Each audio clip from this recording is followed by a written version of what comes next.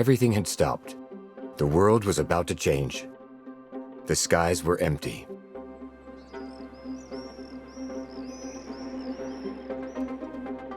But now, 3 years later, everything is back to the way it was before.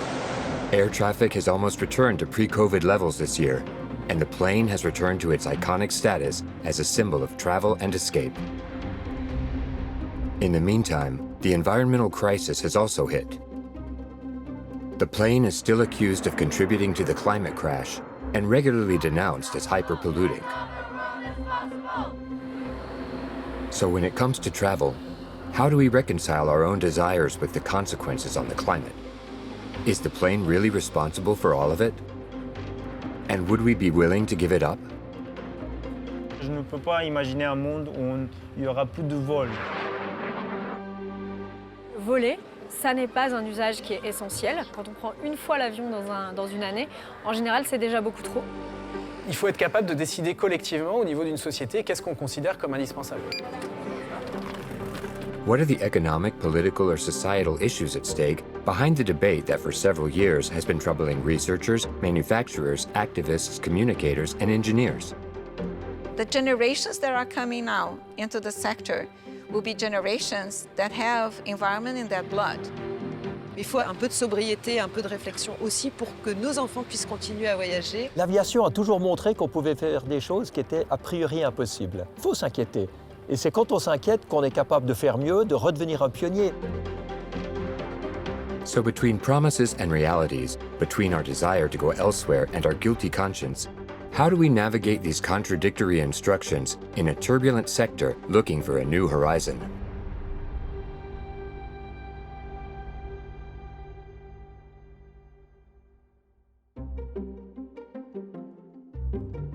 This story, these contradictory instructions, this is what each of us faces when we decide to fly.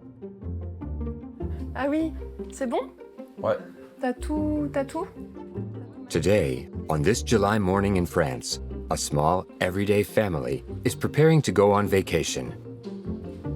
Destination, Barcelona. Et Chloé, t'as pris une serviette de plage? Je m'appelle Béatrice, je suis prof d'espagnol et j'ai 2 enfants, Guillaume et Chloé. Je m'appelle Guillaume, j'ai 15 ans et je vais avoir 16 ans en août du coup. Bonjour, moi c'est Chloé, j'ai 15 ans aussi parce qu'on est jumeaux. Barcelona is a typical holiday destination that is easily accessible by plane. J'ai trop travaillé là-dessus pour pas y aller. On part à 10h, c'est ça? But why do we have this desire to get away? This is one of the questions addressed by socio-anthropologist Saskia Couson, who has studied the links between flying and travel.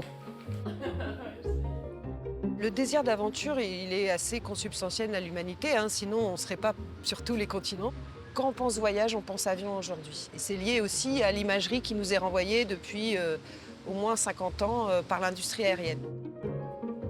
Dès qu'il y a un article, un reportage sur le voyage, on a une image d'avion. Ce qu'a permis l'industrie aérienne, c'est repousser l'ailleurs. Ou en tout cas se raconter qu'il faut aller le plus loin possible pour vivre cette expérience de dépaysement, d'exotisme, d'altérité. As a family, the question of whether or not to fly as a way of travel is naturally a point of discussion. Pour l'avion, on n'en abuse pas spécialement. Enfin, cette année, finalement, on s'est un peu lâché parce qu'on est allé en Andalousie et là, on va à Barcelone. Et quand même, Chloé, elle est partie avec son lycée à Naples et elle va aller au Portugal. Donc, elle a une méga empreinte carbone.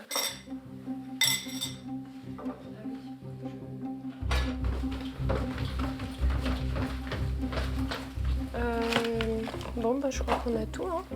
Les billets, je vous les ai envoyés. J'oublie pas. Écolo!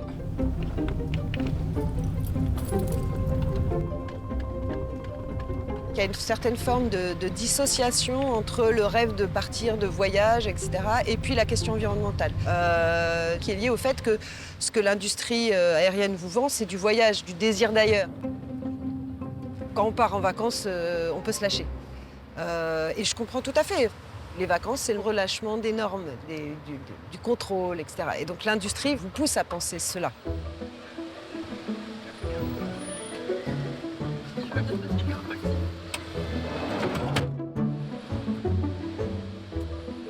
After years of tough and uncertain times, linked to restructuring, the environmental crisis, and the pandemic, travelers finally reassured airlines by heading back to the airports. As many as ever, eager to go somewhere else for freedom for planes. Good news? No. But this is not a new phenomenon. Having been long reserved for a small group of adventurers and social elite, from the 1960s and 70s, aviation became more democratic. Passengers benefited from the opening of new routes, made possible by new, safer, larger capacity, and long-range aircraft. These are the famous Caravelle, DC-10, or the 747. Planes that could take them further and more comfortably. Je vous offrirai votre boisson favorite, des repas de tradition française, des vins parmi les meilleurs bien sûr, et des produits hors taxe. The mode of transport was becoming a symbol of modernity, of a newfound prosperity, of a society where there was finally a place for leisure. And a new upheaval would come to totally transform the aviation landscape in the 1980s and 1990s, the arrival of low-cost airlines. With the founding principle of plane tickets accessible to all budgets, they experienced phenomenal growth and caused air traffic to explode. Pendant longtemps, l'avion était associé à un voyage élitiste, en fait. Et avec l'avènement du low cost et le fait que le transport aérien soit souvent moins cher que le train pour des destinations, notamment européennes, il y a eu de plus en plus de gens qui ont pris l'avion pour des courts séjours en Europe.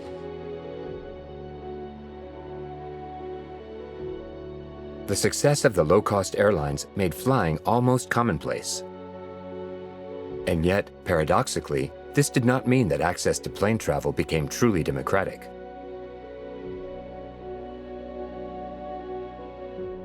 Il faut savoir que d'un point de vue sociologique, en fait, l'avion n'a pas été un facteur de démocratisation du voyage, mais d'un point de vue quantitatif, on voit que c'est ceux qui partaient déjà qui simplement vont partir plus souvent, plus fréquemment. Bea is part of this generation that has always been familiar with air travel. À la hora. À la gâté A. Quand j'étais enfant, je l'ai beaucoup pris avec mes parents parce qu'on habitait à l'étranger, donc forcément on le prenait pour rentrer, pour repartir. J'ai un truc avec les aéroports, j'adore les aéroports. En fait, rien que d'aller à l'aéroport, j'aime bien l'ambiance, j'aime bien.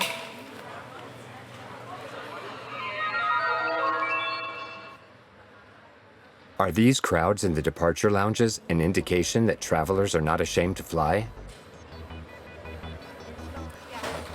Vous avez des affaires de toilette ou pas?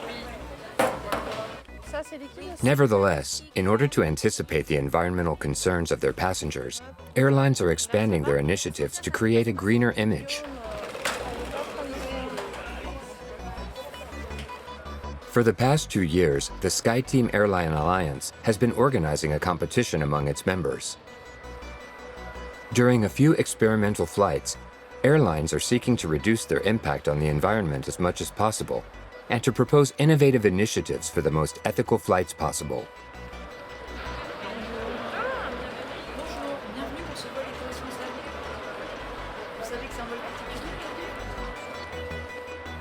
Above all, it is an opportunity to communicate all their efforts in this area. Because in this contest, of course, there are no real losers or winners.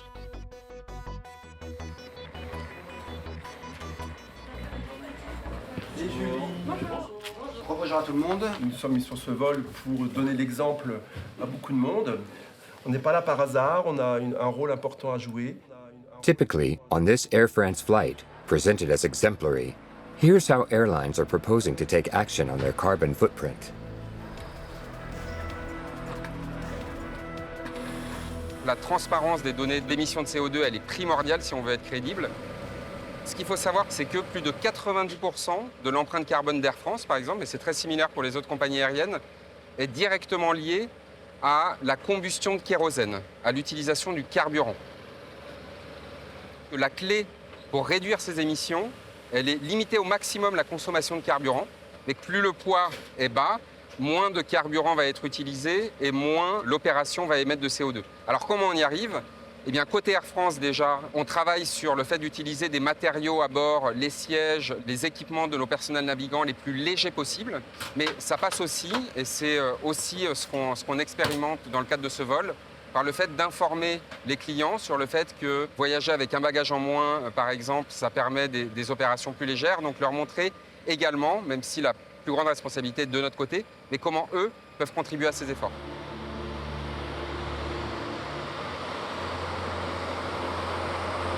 Le levier à court terme le plus efficace pour limiter au maximum la consommation de carburant et réduire nos émissions de CO2 et de manière immédiate, c'est le gros appareil que vous voyez derrière moi, c'est-à-dire le fait d'acheter des avions de nouvelle génération. These new generation aircraft consume an average of 2.7 liters of kerosene per passenger per 100 kilometers. This figure is the same or even lower than that of a family car. Phenomenal progress has been made in this area by manufacturers. Aircraft fuel consumption is 5 times less than 50 years ago. Like Air France, all airlines have launched an extensive fleet renewal program. They also sometimes apply other measures at the margins in order to reduce their consumption and therefore their emissions, which they call an eco-flying solution. On démarre un moteur pour rouler. Et on va se présenter aux abords de la piste. Et juste avant, quelques minutes avant, on va démarrer le deuxième moteur. Comme ça, on aura fait une procédure d'écopilotage. Et lorsqu'on fait un décollage sur les avions maintenant de nouvelle génération, on ne met pas à la pleine poussée, on réduit la poussée de quelques pourcents. On voit ici là 80,8%, ce qui veut dire qu'on consomme moins pour décoller et donc on réduit au maximum le rejet des émissions de CO2 au décollage. On the other hand, in the cabin, everything that the airlines have found to claim to be greener could sometimes seem a little lackluster given the stakes. Aujourd'hui, nous allons plus loin pour vous proposer une expérience de voyage plus responsable. Sur ce vol, l'ensemble de la restauration a été élaboré à partir de produits locaux et labellisés. Nous allons mettre en place de nombreuses actions pour trier, recycler, valoriser ou encore supprimer les plastiques à usage unique à bord. L'équipage se tient... Sorting, recycling, we're still only at that point sometimes. Reconciling environmental responsibility and economic objectives is not always a foregone conclusion for airlines. Being as light as possible and wanting to use as little fuel as possible, it's as old as aviation itself. But these ideas have been rebranded as ecological. Bertrand Piquant, the Swiss adventurer and environmentalist, who has been leading the Solar Impulse Foundation since his first round-the-world flight in an electric plane, has made it his hobby horse. In the Swiss Alps, he participates in a hot air balloon festival, his other passion. Tout le monde recherche l'efficience, mais plutôt pour des raisons de coût que pour des raisons environnementales. Aujourd'hui, ceux qui ont le pouvoir, c'est les compagnies aériennes. Et les compagnies aériennes ne sont pas innovantes. Les compagnies aériennes, elles veulent des avions qui volent 18 heures par jour pendant 30 ans. Vous pouvez économiser énormément de CO2 si les avions avaient des trajectoires directes, au lieu de faire des zigzags. Pourquoi ils font des zigzags? Eh bien parce que c'est des accords entre les pays pour payer des redevances au contrôle aérien avec des montants plus élevés. Vous pouvez économiser beaucoup de carburant avec des approches en descente constante. Vous pouvez économiser beaucoup aussi si l'avion est ravitaillé en électricité depuis l'aéroport, au lieu de laisser tourner sa tuyère auxiliaire pour produire son électricité quand il est parqué, avec des tracteurs électriques qui amèneraient l'avion au seuil de piste. Et tout ça, on sait qu'on peut le faire, mais ça ne se fait toujours pas. Parce que ça nécessite de changer l'infrastructure aéroportuaire, ça nécessite de changer les législations des contrôleurs aériens. Et puis tout le monde est tellement conservateur qu'il attend le plus longtemps possible avant de bouger.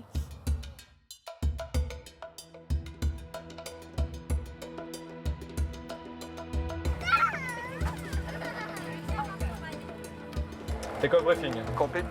Beacon on. Lighter materials, more efficient engines, improved aerodynamics. Could the solution to greener flying be technological, and therefore in the hands of aircraft manufacturers? Once again, thank you very much for being here with us and wish you a very pleasant flight. At least that's what the manufacturers in the sector say. At the Paris Air Show, the unmissable aviation event, their new, very economical aircraft models were a phenomenal commercial success. With the surprise rebound in post-COVID traffic and strong growth prospects in Asia, these manufacturers have signed some fantastic contracts. Today it's my pleasure and my honor actually to announce that Indigo has concluded with Airbus the next fleet purchase in a magnitude of 500 new aircraft. At this show, the aeronautics industry is in any case boasting its desire to decarbonize. In other words, to put in place measures and technologies to limit its carbon footprint as much as possible and meet the challenges of the environmental crisis. La décarbonation, c'est devenu la priorité numéro 1 du secteur, c'est la condition de la survie à long terme du secteur aéronautique. L'enjeu, c'est de concilier la croissance avec la décarbonation pour atteindre l'objectif qu'on s'est fixé, sur lequel on s'est engagé, c'est atteindre la neutralité carbone d'ici 2050.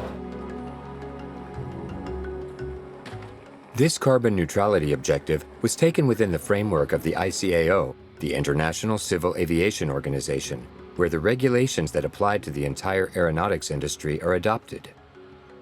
Jane Huppé, the director of the Environmental Department, highlights the efforts made over the past several years to move in the right direction. It's difficult to find solutions to really decarbonize the sector because we need a lot of fuel to move the weight of the aircraft. And this organization is taking that very seriously. We have put goals. More than 10 years ago, in 2010, we put goals for reducing CO2 emissions. We were one of the first activities putting a carbon neutral growth for CO2, meaning from 2020. Since 2016, for example, the ICAO has initiated the CORSIA program, a program to reduce and offset CO2 emissions on international routes.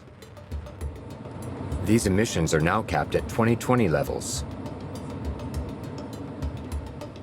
Such industry commitments have existed in the past.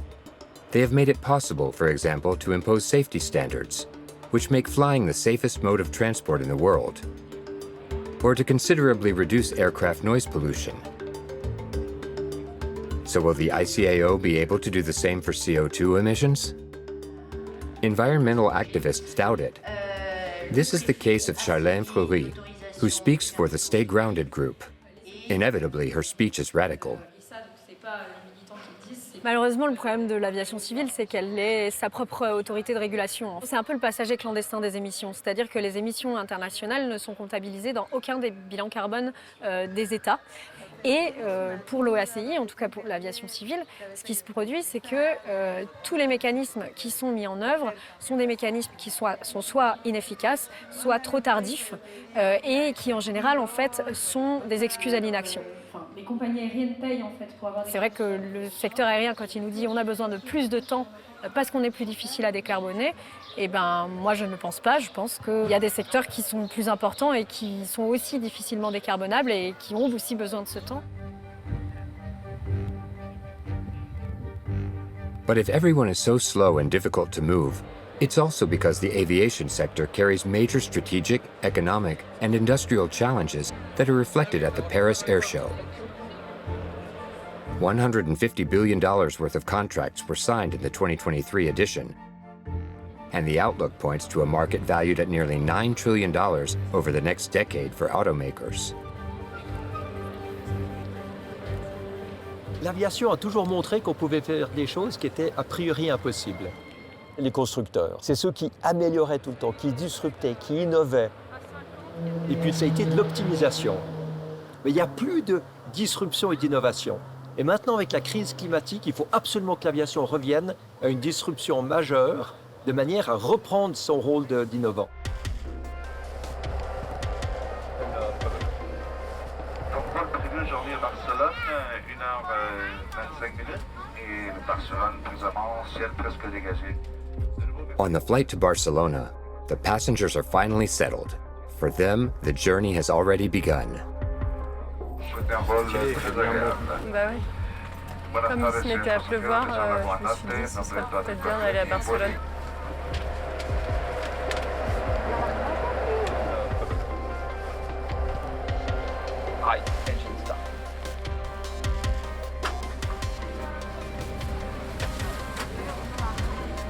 Ce qu'a fait l'avion, c'est réduire l'espace et donc consommer l'espace avec une réduction du temps. Donc, c'est-à-dire vous êtes à un endroit et vous êtes arrivé à un autre endroit. Donc ça, c'est le premier travail de l'avion, c'est finalement de faire disparaître le voyage. Et puis le deuxième, c'est de vous faire désirer en fait ce petit moment où vous êtes assis dans votre siège comme une destination en soi. Take off. First, the speed arm. The magic of airplanes is that the fascination with these flying machines almost makes you forget that they pollute. The combustion of kerosene emits not only CO2, but also nitrogen oxides that impact the ozone layer. And fine particles, which in certain atmospheric conditions generate vapor trails behind planes, the proliferation of which also contributes to global warming. That's why, in this race to decarbonize, disruptive innovations are so important. Aujourd'hui, la marge de progression avec les solutions qui existent, c'est 20%. Le but, c'est d'avoir 100% de décarbonation. Donc il y a 80% qu'on ne peut pas faire tout de suite. Ces 80%, ça va être ou bien des avions à hydrogène, si on arrive à produire assez d'hydrogène par électricité solaire, et puis ce qu'on appelle les SAF, les Sustainable Aviation Fuel, avec des biocarburants. With these SAFs, or Sustainable Aviation Fuels, a complete paradigm shift is announced. The idea is not to eliminate emissions from aircraft, but to make the use of kerosene almost neutral through the manufacturing of these biofuels or synthetic fuels.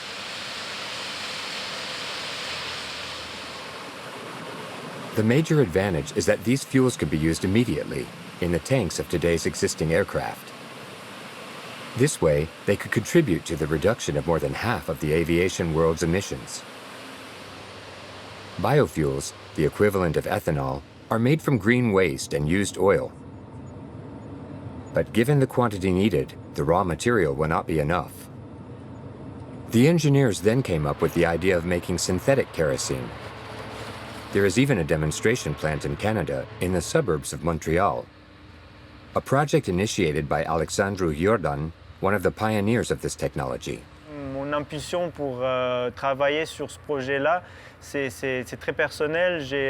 Ma famille, elle est éparpillée sur 4 continents pratiquement. Je suis bien placé pour savoir que l'aviation va continuer à être quelque chose de très important dans ma vie, malgré que je suis aussi d'avis qu'il doit y avoir une certaine responsabilité pour le rendre responsable et durable. Synthetic kerosene is obtained by combining CO2, captured at a high-emitting site, such as this refinery in Canada, with hydrogen obtained by electrolysis of water, thanks to dams that provide almost all of Quebec's electricity supply. A technology that might seem particularly complicated to most rookies.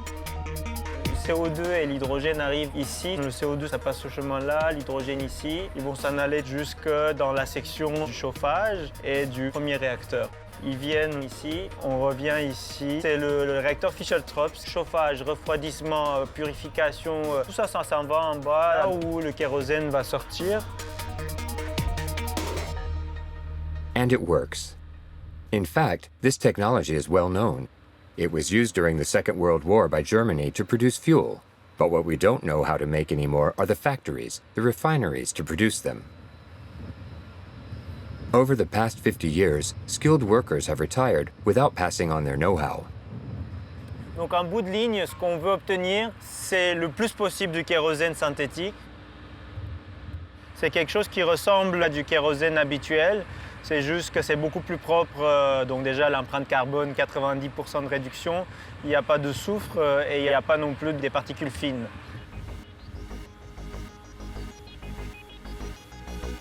SAF is therefore a promising gear shift for decarbonization. But there is still a crucial problem, the volume to be produced. The aviation sector would like aircraft tanks to be filled with at least 50% SAF, mixed with traditional kerosene, by 2050. But at the moment, production covers only 2% of the quantity needed. Will we be able to produce enough of these fuels? And at a competitive price? No one can really say that as yet. On the other hand, everyone in this industry sees it as an opportunity for a real revolution that goes beyond the sector. It's the biggest challenge we will have, but it's also one of the biggest opportunities we are seeing. We are creating markets, entire markets. You can be a big player on aviation and environment, producing sustainable fuels for aviation. You don't even have to be a traditional fossil fuel producer. You can start tomorrow producing fuel from waste, from used cooking oil, rest of wood, bio feedstocks, CO2. You know, you have CO2, sun, and off we go. With these synthetic fuels, the aviation industry, paradoxically, now feels able to become a new player in global energy. And there's the second carbon-free fuel that everyone is talking about, which is hydrogen. It is either burned in a suitable reactor, or it powers a fuel cell. In both cases, it emits only water. But in order to use hydrogen, we need to completely rethink the propulsion, configuration, and aerostructure of aircraft. Engineers, like here at Airbus, are already working on these issues. They are even preparing the first flights in a laboratory A380 that will serve as a test bed. This is the mission of Mathias Andrimisana, who leads the Zero Emission Study Center in France.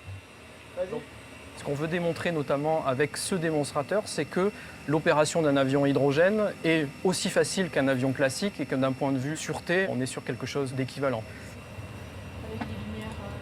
Et donc là, tu rajoutes une surépaisseur comme ça là ? Ouais. Ce qu'on vise dans ce programme-là, ça serait quand même un avion de jusqu'à 200 places à un horizon 2035.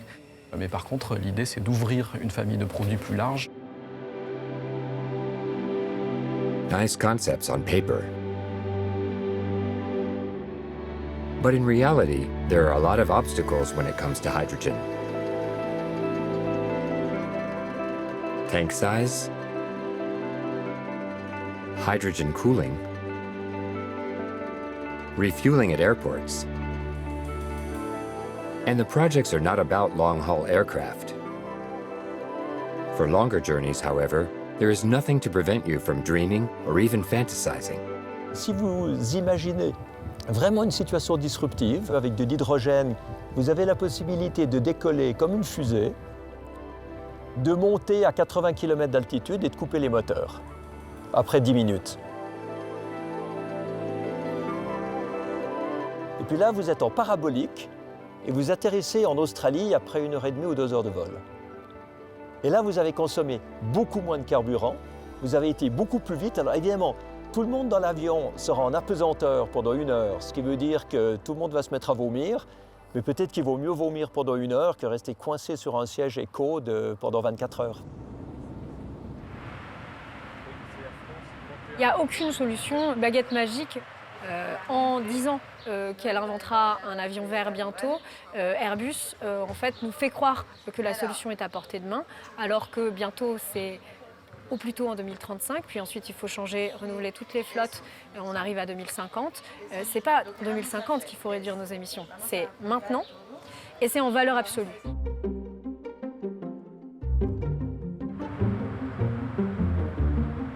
If next-generation aircraft are not enough, and disruptive technologies are only long-term promises for the time being, what are the options to truly fly greener today? There's of course the electric plane. The very first aircraft were put into service in flight schools. The Hervé Berardi School in the south of France has 3. He was one of the first to bet on these new models and is just finishing a pre-flight tour with a student.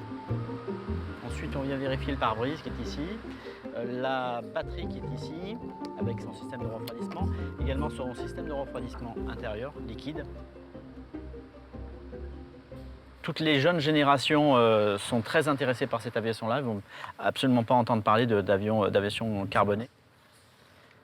Ensuite, on vient vérifier le bord d'attaque de l'aile. Alors c'est un avion qui a la particularité d'avoir 2 batteries, une à l'avant et une à l'arrière. Cette batterie est accessible pour la visite pré-vol.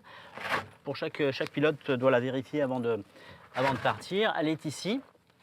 Les 2 réunis permettent d'avoir 1 heure d'autonomie, mais c'est surtout une batterie secours. On peut voler que sur une batterie. Je te laisse aller appuyer sur le panneau.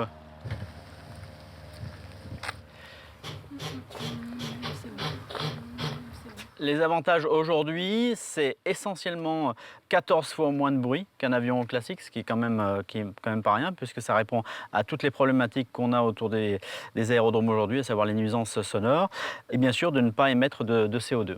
Et particularité de cet avion, il est rechargé aujourd'hui par une station solaire qui est ici. Ces panneaux alimentent un onduleur qui lui-même alimente un chargeur. Et voilà, l'énergie, elle est au-dessus de nos têtes. Tu le déplugues. During the first flight, Lionel, the instructor, confides in his student the subtleties of electric flight.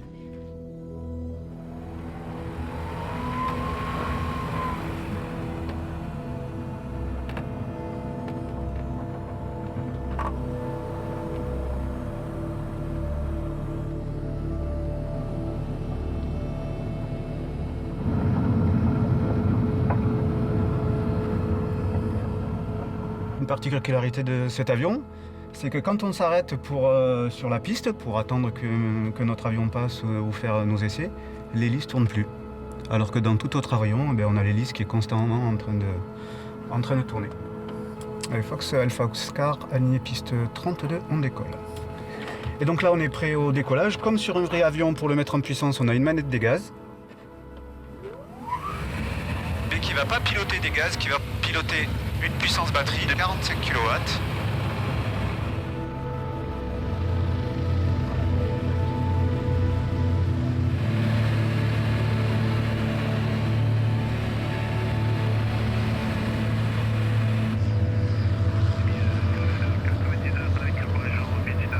Je sais pas si tu la vois, la station solaire.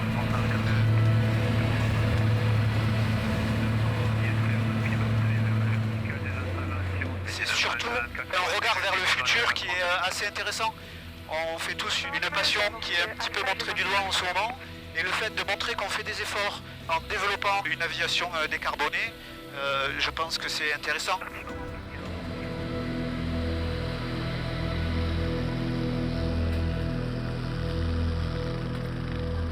Les limites de cet avion, aujourd'hui, elles sont en termes d'autonomie. On est sur 1 heure d'autonomie, plus les réserves. Pour l'instant, le A vers B, c'est-à-dire le voyage, la navigation de A vers B, est encore problématique. Il nous faudrait quand même une petite demi-heure de plus d'autonomie, ce qui va arriver dans les 2 prochaines années.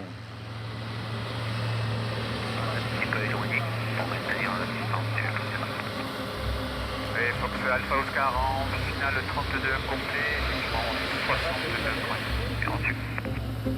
C'est la masse des batteries qui poserait problème. Et on va être aujourd'hui, à mon sens, sur de l'aviation régionale. C'est pas demain la veille qu'on traversera l'Atlantique avec des avions électriques, je pense. These planes will therefore remain reserved for very short trips for a very small number of passengers. But paradoxically, they can give aviation back a place it no longer has today. Moi, je pense que le régional sera avec l'électrique à batterie. Ce qui a un grand avantage, c'est de pouvoir atterrir tout près des villes en ne faisant pas de pollution et pas de bruit. Donc les aéroports régionaux reprendront du sens et ce sera une aviation bien meilleur marché parce qu'il n'y aura pas de carburant. On voit que ça avance, mais il y a un gros trou entre ce qu'on est capable de faire maintenant pour avoir une aviation qui tend à devenir électrique sur des petits courriers, et puis de l'autre côté, une aviation transocéanique qui transporte 300 ou 400 personnes et qui, elle, n'est pas du tout encore capable de le faire.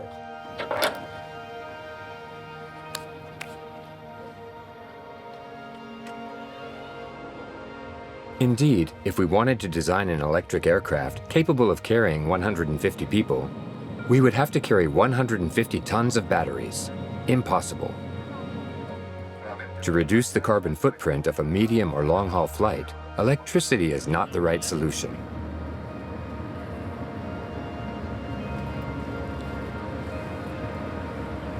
There is still an option immediately accessible for passengers to act directly on their carbon footprint. This is the one sometimes offered as an option when buying a ticket: carbon offsetting. But these concepts of carbon footprint, offsetting, carbon tax are actually rather complex and raise a lot of questions. And then, is it really up to the passengers to pay for their own emissions? Or is it up to the companies that sell them a flight? Entre maintenant et 2035, il faut absolument que l'aviation commerciale, surtout les compagnies aériennes, prennent leurs responsabilités et incluent le prix du carbone dans le billet de chaque passager. Il en va, je dirais, de la survie morale de l'aviation. Pourquoi est-ce que quand vous volez, vous jetez votre CO2 par la fenêtre? Vous achetez un réfrigérateur, vous avez une vignette que vous payez à l'achat pour le recyclage de votre produit. Pourquoi ce n'est pas sur un billet? Je crois que c'est une simple question de prise de conscience de ce qu'il faut faire. Les compagnies, elles facturent le surcoût des bagages, le surcoût du choix de la place, de la priorité d'embarquement, parce que ça leur rapporte directement de l'argent. Mais par contre, elles ne veulent pas encore faire le pas de facturer le carbone, parce qu'elles se disent que ça va être préjudiciable à leur vente. Et moi, je ne pense pas du tout.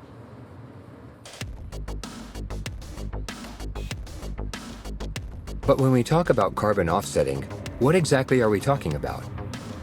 When we talk about paying to offset emissions, where exactly does the money go? In France, INRAE, the National Research Institute for Agriculture, Food and the Environment, has launched studies on the subject.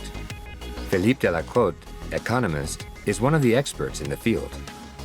Alors le principe de la compensation carbone, c'est de se dire qu'une tonne de carbone émise à un point A ou à un point B sont rigoureusement équivalentes en termes de changement climatique. À titre d'exemple, si on prend un volume de 1 mètre cube de bois, ça correspond environ à une tonne de carbone. Donc derrière ce principe de compensation carbone, on va poser l'hypothèse que les émissions ou une partie des émissions des entreprises peuvent être compensées par sa séquestration du carbone, par exemple dans les écosystèmes forestiers. Ce qu'il faut savoir, c'est que les forêts sont des puits de carbone qui sont très importants au niveau mondial, en particulier les forêts tropicales. There are two main types of offset projects. Those that aim to plant trees, reforestation, and those that aim to reduce deforestation, thus preventing trees from being uprooted. Quand on parle de reforestation, naturellement, les arbres ils vont mettre du temps à pousser.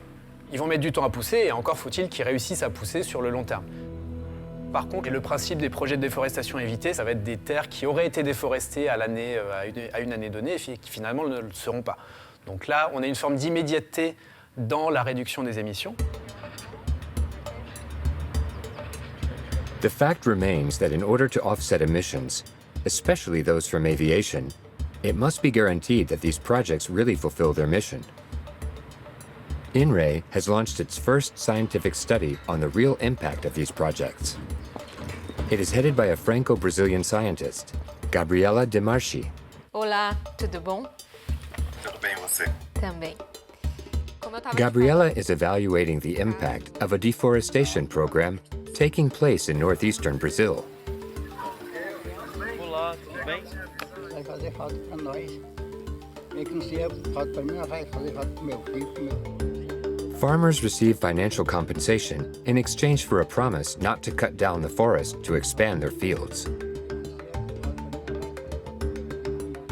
For more than a year, Gabriela has been keeping a close eye on her farmers' plots to see if they are complying with their contracts. Ce que montrent les études, c'est qu'il y a une très grande hétérogénéité dans l'efficacité de ces projets en termes de séquestration carbone. Il y en a qui marchent bien, il y en a qui marchent moins bien, voire pas du tout. Se pose par exemple le problème de la permanence, c'est-à-dire que est-ce qu'on va réussir à faire durer cet effet de protection des forêts dans le temps? Donc il y a tout un ensemble de mécanismes qui complexifient et qui font que cette compensation carbone, ce n'est pas l'outil magique qui va permettre aux entreprises de compenser leurs émissions. To make matters worse, recently a controversy has surfaced in the world of compensation. A study published by a British newspaper implicates Verra, the main body that certifies carbon offset gains from forest preservation programs. More than 90% of them could be fictitious, because, for example, some programs might target areas that are not really at risk. Verra denies it, of course, but the damage has been done. Many airlines have removed the ability to buy carbon credits from their websites for fear of being accused of participating in a scam.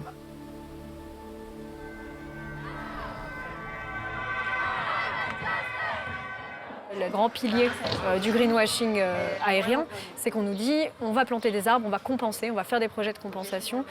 Le problème de cette compensation, c'est qu'en fait, elle est inefficace. Elle a été pointée du doigt par plusieurs organismes comme inefficace. La compensation est une forme de nouvel achat d'indulgence, comme on peut acheter sa place au paradis au Moyen-Âge. Bien là, on va pouvoir monnayer le fait de se donner bonne conscience pour pouvoir continuer à voler comme avant. Charlène Fleury also highlights the social impact of these offset projects. Is it reasonable to deprive a farmer in Brazil of arable land and fly as much as you want? Le problème de cette compensation, c'est qu'on ne pourra pas avoir suffisamment de forêts, d'espaces en fait, sur lesquels on pourra planter des projets de reforestation pour compenser des vols. Ou sinon, on rentre en concurrence en fait avec d'autres usages. Et c'est toujours le même problème, c'est qu'on rentre en concurrence avec du coup des terres qui sont arables, qu'on aurait pu utiliser pour alimenter la population. Et encore une fois, dans un monde qui se contraint, dans un monde où les conditions vont être de plus en plus difficiles, les sécheresses de plus en plus fortes et où on va avoir du mal à produire notre nourriture, est-ce qu'il vaut mieux faire des projets de compensation pour pouvoir continuer à voler ou établir des cultures vivrières? These social issues are now the main reason why aviation is in the sights of many activists. En fait, le transport aérien est très inégalitaire. 1% de la population au niveau mondial est responsable de 50% des émissions du trafic aérien et 80% de la population mondiale n'a jamais mis les pieds dans un avion, n'a pas cette chance-là.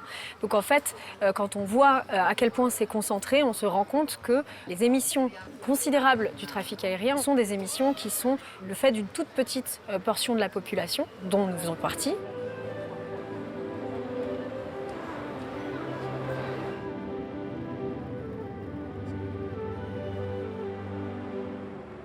So, criticism of air travel has shifted in recent years, pointing the finger at the wealthy, who use planes and are therefore more responsible than others for global warming. But are passengers really concerned? J'ai l'impression que c'est quand même extrêmement démocratique l'avion et que c'est pas qu'un truc de riche. Ce que je trouve regrettable, c'est que là, j'aurais par exemple pu prendre le train, mais en effet, c'était plus cher finalement que l'avion. Du coup, oui, on va au moins cher, quoi. C'est presque un truc de riche de pouvoir se poser parfois la question des moyens alternatifs, puisque parfois, en effet, prendre le train est plus cher que prendre l'avion. 40 vertical terrain 1820 pieds, on va s'intégrer en début de l'antérieur en 32. Ce que je déplore, c'est tous ces vols hyper bon marché où les passagers décident de voyager parce que c'est bon marché. C'est pas du tout parce qu'ils veulent aller à Barcelone ou à Madrid ou à Venise. c'est parce que c'est 29 €. Et ça, je pense que ce n'est pas le rôle du transport aérien de faire ce genre de choses. Le vrai prix de l'avion n'est pas celui qu'on paye. En fait, le kérosène n'est pas taxé, donc pour tous les vols, on a une minimisation du coût. Alors que quand je prends ma voiture pour aller travailler, eh bien, je suis taxée sur cette essence. Donc là-dessus, il y a vraiment déjà un deux poids deux mesures qui est inadmissible. Aujourd'hui, un consommateur ne paye pas le coût environnemental finalement de ses déplacements. Donc, à l'évidence, laisser le secteur fonctionner sans régulation par rapport à ça, ça ne semble pas viable à moyen long terme, à partir du moment où on veut vraiment faire des efforts contre le changement climatique.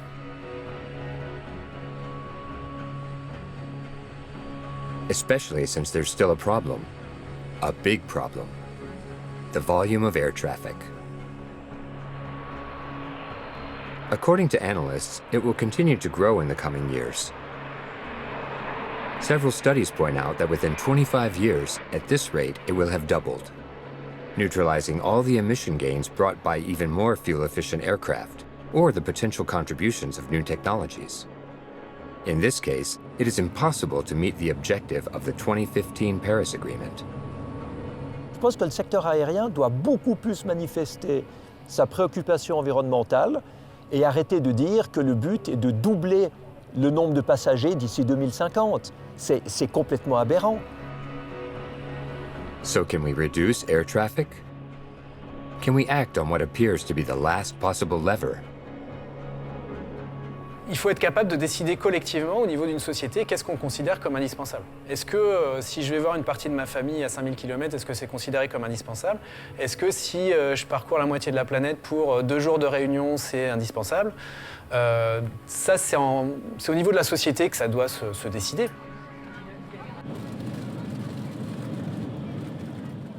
Parce que même s'il y a du progrès technologique, même s'il y a des très forts investissements, j'ai peine à croire qu'avec le volume que représente le transport aérien, on va être capable de décarboner le secteur complètement uniquement par des options technologiques.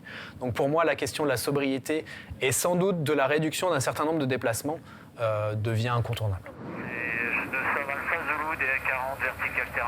Only one country, France, has taken some symbolic measures to try to reduce air traffic on its territory. French flights, for which there is an alternative train of less than 2 hours and 30 minutes, are prohibited. A revolution? No, because in practice, only 3 routes are concerned. But is air traffic really the great climate disruptor that is claimed? L'aviation, c'est 3% des émissions de CO2 dans le monde, qu'il y a 97% qui ne sont pas produits par l'aviation et qu'il faut arrêter de désigner l'avion comme un bouc émissaire parce que ça ne rend pas service à l'écologie. D'attaquer l'avion pour faire oublier qu'on ne fait rien ailleurs et se donner soi-disant bonne conscience, ce n'est pas correct. C'est le transport routier, c'est la construction, c'est l'habitat, c'est l'industrie, c'est l'agriculture, c'est les déchets, c'est l'énergie, tout ça, c'est là qu'il faut agir tout de suite. Le problème quand on dit c'est seulement 3%, c'est qu'en fait on n'a pas compris le problème. Il faut réduire partout. Moi je veux pas qu'on agisse que sur le trafic aérien, je m'intéresse au trafic aérien parce qu'il faut bien choisir ses combats et que j'ai que 24 heures dans une journée. Mais pour moi c'est plus facile de réduire le trafic aérien que de réduire l'automobile en fait. Évidemment la question elle n'est pas celle de l'aérien. C'est d'abord un enjeu de réflexion et de politique publique à l'échelle nationale, internationale, et non pas un enjeu de culpabilisation individuelle.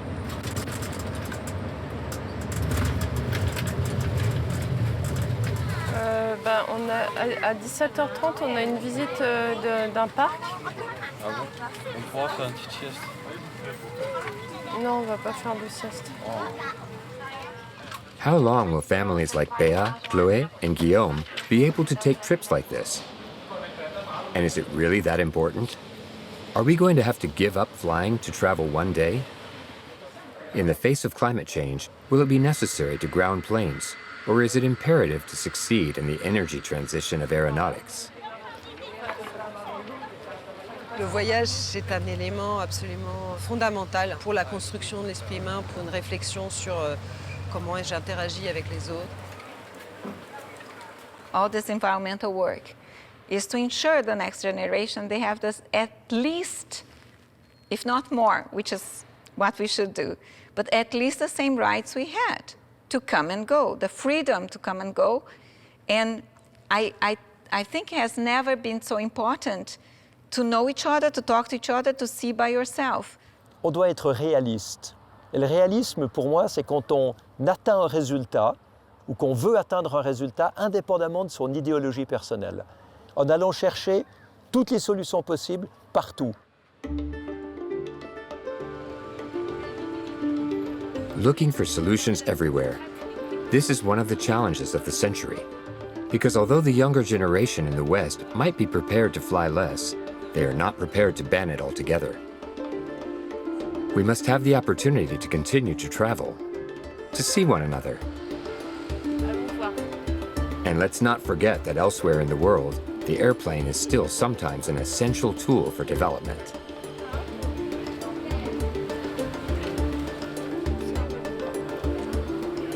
Wow, j'ai mal aux pieds. Arrête de te plaindre tout le temps.